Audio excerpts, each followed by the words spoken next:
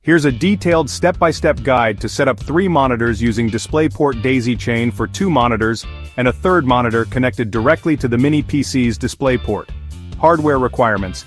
Your mini PC must have 2 DisplayPort outputs. Monitor 1 and 2 must support DisplayPort MST daisy chaining. Monitor 1 needs DP in plus DP out, Monitor 2 needs DP in only, Monitor 3 can use any input. You'll need 2 DisplayPort to DisplayPort cables, and 1 DisplayPort cable for the third monitor. Step 1.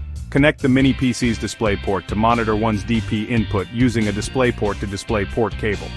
Connect Monitor 1's DP output to Monitor 2's DP input to complete the daisy chain. Step 3. Connect the mini PC's second video output to Monitor 3. Step 4. Right-click the desktop, go to Display Settings. All 3 monitors should be detected. Click Identify to see which monitor is which. Arrange them according to your physical setup and set each to extend desktop to this display. Summary. Mini PC DisplayPort goes to Monitor 1 DP in, Monitor 1 DP out connects to Monitor 2 DP in, and Mini PC's second DisplayPort connects directly to Monitor 3.